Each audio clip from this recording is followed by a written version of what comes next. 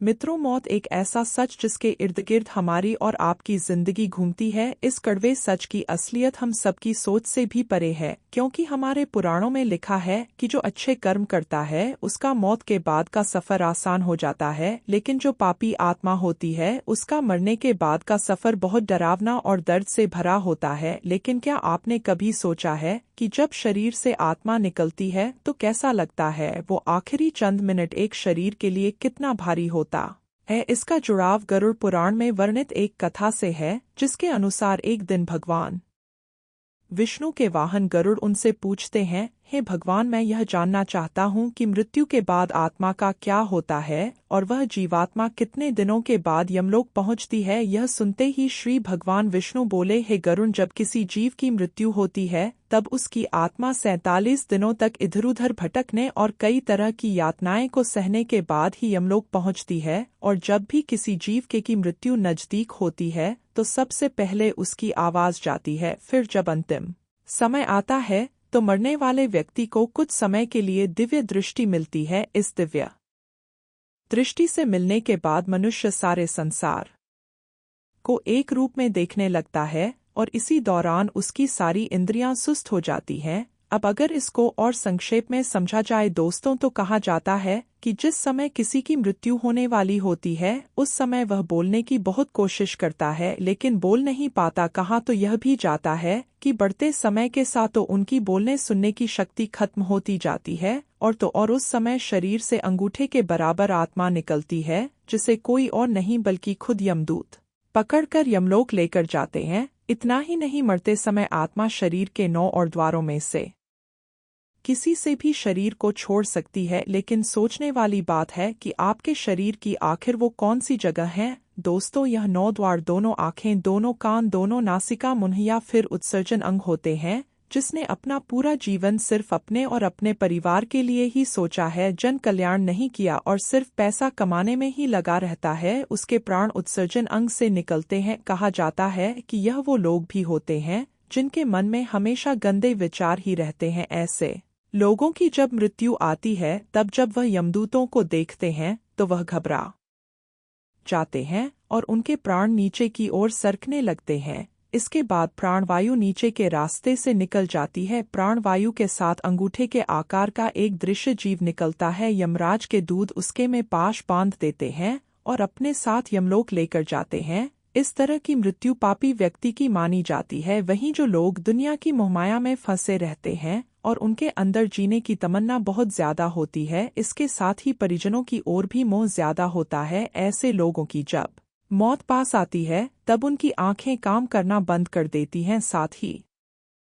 साथ कान से सुनाई देना भी बंद हो जाता है और वह चाहकर भी किसी से कुछ बोल नहीं पाती। ऐसे लोग परिवार से जुड़े मुंह के धागों के चलते अपने प्राण नहीं छोड़ना चाहते, जिसके बाद राज के दूत को आंखों से बलपूर्वक उनके प्राण निकालने पड़ते हैं, जिसकी वजह से उनकी आंखें उलट जाती हैं। दोस्तों, गरुड़ पुराण में उन लोगों की मौत के बारे में भी बताया गया है जो आजीवन धर्म के रास्ते पर चलते हैं। आपने कई बार देखा होगा कि मौत के बाद कई शव के मुंह टेढ़े हो जाते हैं। बता दें कि ऐसा उन लोगों के साथ होता है जिनके प्राण मुंह से निकलते हैं। इसको बहुत ही शुभ माना जाता है। इसके साथ ही इन लोगों को यमलोक में कष्ट नहीं भोगना पड़ता है। वहीं शास्त्रों में नाग से प्राणों का निकलना भी बहुत शुभ बताया गया है। गरुड़ पुराण के मुताबिक इस तरह से उन्हीं लोगों के प्राण निकलते हैं जिन्होंने परिवार में रहते हुए सारे फर्ज निभाए हो और मन को वैरागी भी बना लिया हो। वहीं अगर हम मौत से पहले की बात करें तो आपको बता दें, उससे पहले आत्मा शरीर से निकलकर कुछ देर तक बेहोशी की हालत में रहती है। आत्मा को इस तरह लगता है कि जैसे कोई बहुत मेहनत करके थका हुआ हो और गहरी नींद में हो, लेकिन कुछ पल में यह अचेत से सचेत हो जाती है और उठकर खड़ी हो जाती है। और जब शरीर से आत्मा निकल चलती है तब आत्मा को कुछ समय तक पता ही नहीं चलता कि वह शरीर से अलग हो चुकी है। वह उसी तरह व्यवहार करती है जैसे एक शरीर में रहते हुए उसका व्यवहार था, जिसके बाद आत्मा अपने सगे संबंधियों को आवाज देती है पर वह सुन नहीं पाती, जिसके चलते आत्मा को बेचैनी और छटपटाहट होने लगती है। वह परेशान होकर सभी लोगों से कुछ कहना तो चाहती है पर उसकी आवाज बस उस तक ही गूंज कर रह जाती है, क्योंकि वह भौतिक नहीं अभौतिक आवाज होती है। और मनुष्य केवल भौतिक चीजों को ही महसूस कर सकता है। इतना ही शरीर के मृत हो जाने पर आत्मा अपने परिजनों को रोता बलग होता देख दुखी होती है और खुद भी दुख से परेशान होकर रोती है, लेकिन उसके वश में कुछ नहीं होता। वो लाचार होकर सब कुछ देखने और अपने जीवन काल में किए कर्मों को याद करके दुखी होती है, जिसके बाद यम के दूत आत्मा से कहते हैं, चलो अब यहाँ से चलने का समय आ गया है, और कर्मों के अनुसार उसे लेकर यम मार्ग की ओर चल पड़ते हैं। इतना ही नहीं, मौत के आगे के सफर के बारे में भी गरुड़ पुराण में बताया गया है। दोस्तों, कहा जाता है कि मृत्यु के बाद मनुष्य के कर्मों के हिसाब से उसे स्वर्ग या नर्क मिलता है। सबसे पहले मृत्यु के बाद आत्मा को यमदूत केवल 24 घंटे के लिए ही यमलोक ले जाते हैं, और इन 24 घंटों के दौरान आत्मा को उसके द्वारा किए गए सभी पाप और पुण्य दिखाए जाते हैं।